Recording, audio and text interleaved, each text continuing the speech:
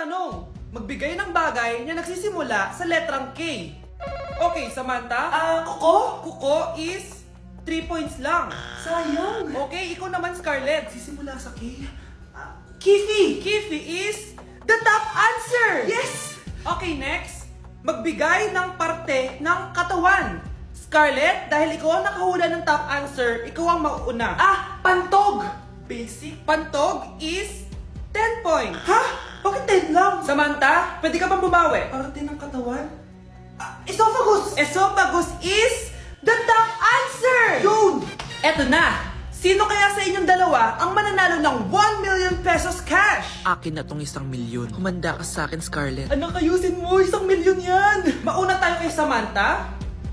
Ano ang bagay na mahaba at matigas? Mahaba at matigas. Tornilyo? Tornilyo is 50 points!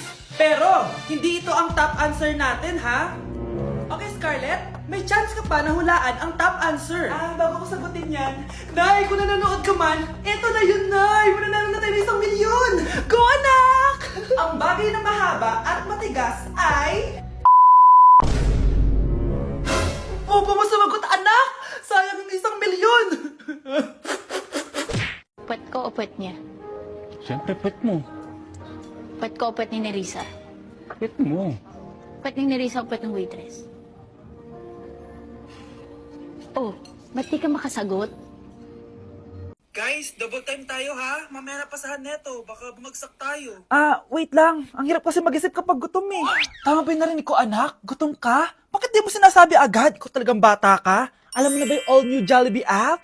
New Jollibee app? Yes, anak! Nag-explore kasi ako and they have the best prices online. At dahil bago lang yung app, may mga freebies like peach mango pie and chicken joy super meal pag new user ka. Plus, may free delivery pa. Ang convenient, Nay. Sulit pala ang all new Jollibee app. Yes, anak. Mas madali na mag-order dito sa new app. In just a few tap, nakapag-order na agad ako. Wow, Nay! Bongga!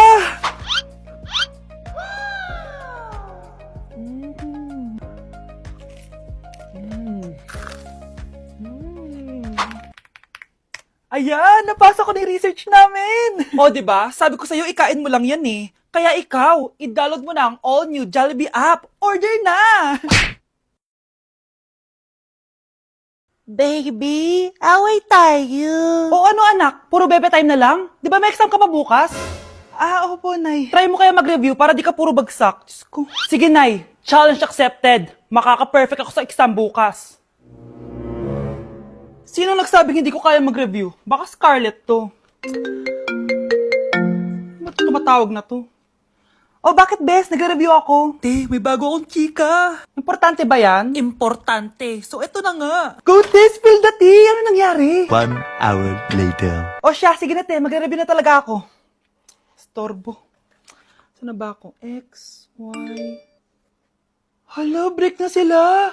Ano nangyari? 1 hour later. Mag-review na nga ako.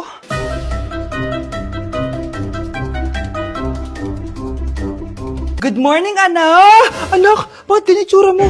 Hanay, nag-review ako buong gabi. Akala ko puro numbers lang yung math. Bakit may X and Y? Di bale, anak, gamitin mo tong Radiance Glow Pure Blossom Elixirs ng YOU. Meron tong toner essence at illuminating serum. Ano naman yun, Nay? Ano to?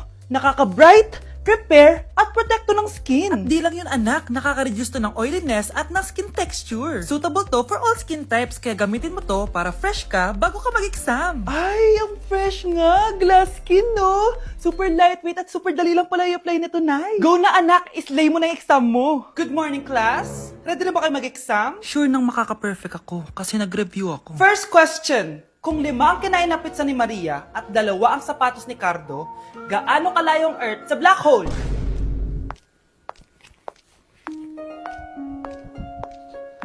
Hindi man lumabas ang mga nireview ko, ang importante, maganda ako. Charan! May mag-uulam na naman ng itlog at sardinas for a month. So, bumili ako ng iPhone 17 Pro. Sana all naka-iPhone 17. Yes, guys, hindi po ako anak ng contractor. Galing po to sa pinaghirapan ko.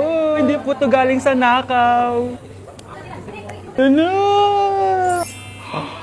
Ang ganda. Okay na. Ang ganda ng blue. Ganda ng pagka-blue niya. It's dark. Okay guys, side by side sila ng dati kong phone. Ito yung dati kong phone. Medyo malaki siya. And ito na yung bago kong phone. Ayoko na nasa malaki guys kasi ang hirap niyang hawakan. So meron pala siyang cord and SIM ejector. Ang gaan niya. Satisfying part. Okay. Satisfied. Wala pa akong tempered so kailangan careful lang. Hello, hello. Ito na siya, guys. So, sa setup ko muna siya, guys. Babalikan ko kayo. So, ito na. Na-setup ko na and nandito na lahat ng apps ko. Kung makikita nyo, iba na talaga yung design niya. Siyempre, naka-iOS 26 na siya. Tignan nyo, guys. So, yung glass. Punta tayo sa camera niya. Ito yung normal. Tapos, pag pinundot ko to, grabe, sobrang ultra-wide naman nito. Ito yung quality ng front camera niya. Ganda. Tapos, ito naman yung quality ng back camera niya. Grabe, sobrang linaw oh. Kita mo yung mga pores ko. Kaya naman, hindi ako mahihiyang i-flex ko to kasi galing to sa pinaghirapan ko. Yung iba kasi, mahilig mag-flex, galing naman sa nakaw. Mahiya naman kayo, uy. So yun lang naman, this is my new baby and maalagaan kita. So yun lang naman guys, bye! Just give me my money. Just give me my money. Just give me my money. Just give me my money! So, pinaprank nyo ako? Just give me money, just give me money. Wala kayong money bukas! Wala kayong baon! Anay, joke lang yun! Kasi naman eh, anong kakainin ko bukas? Sino ba kasi nakaisip na i-prank si nanay? Ikaw! Hey, sweetheart, will you marry me? What's your name? Wow, yung mga gusto ko eh, mga suplade effect, playing hard to get. Gusto mo manood tayo ng sine? I'll pay. No problem with that. Excuse me, may boyfriend na ako. Okay lang yun. Hindi naman ako seloso eh. Pero ang boyfriend ko, seloso. Huwag mo sabihin, kalbo na naman yung boyfriend mo. Ha? Sino kalbo? Yung pangit yung kalbo. Yan ang boyfriend ko. Ito lang. Ang boyfriend ko din to eh. Ba't nandito ka? Saan mo nasabay ka lang? Ha? Ano ba yan? Sabi nga? eh. Hala! Ang dami kalaban! Miss, huwag ka mag-alala. Ililigtas kita. Huy!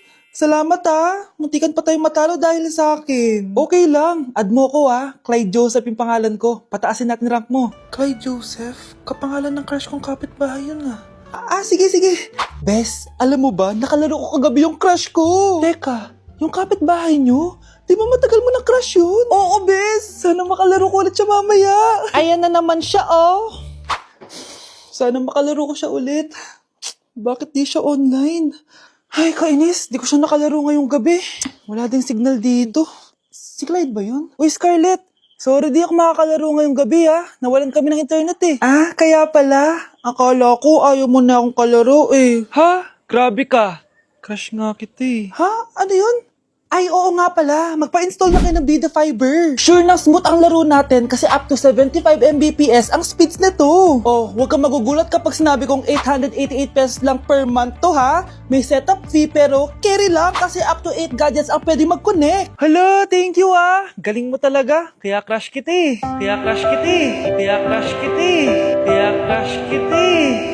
Kamusta? Excited ka na bang pumasok? Ano ba dapat oras ang next schedule mo?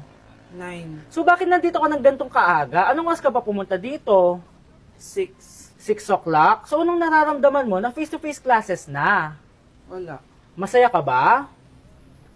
Opo. Okay, so masaya siya na parang nalulungkot si ate. Nay, bagsak po ako. Sige anak, bawi ka na lang next time. Hindi ka galit, Nay? Nakita mo yung reaction ko, di ba? Hindi ako nagalit.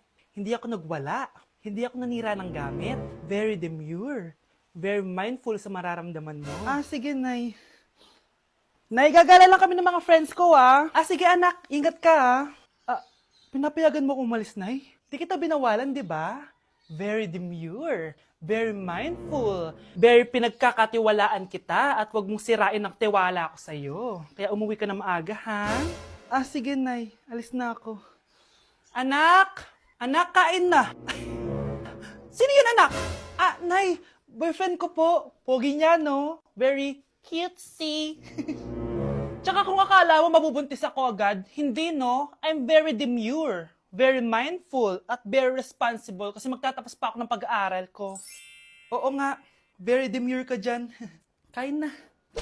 Bakit absent ka kahapon, Scarlett? Ma'am, nagkasakit po kasi ako. Nagkasakit? Tinatamad lang yan, ma'am. Papansin talaga tong si Samantha. Nasaan yung ebidensya mo na nagkasakit ka? Meron po akong excuse letter, ma'am. Ay, excuse letter lang? Nasaan yung medical certificate mo?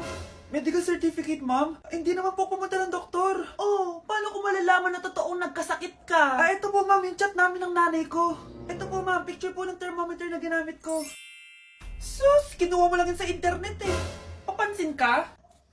Kulang sa pansin eh. Ay, hindi ko tatanggapin yan, be. Hindi kita i-excuse. Dapat medical certificate yung ibigay mo sa akin. Aba, ma'am, kailangan ka pang nagkakasakit, may medical certificate agad? Paano kung masakit lang yung katawan? Paano kung masakit lang yung puson?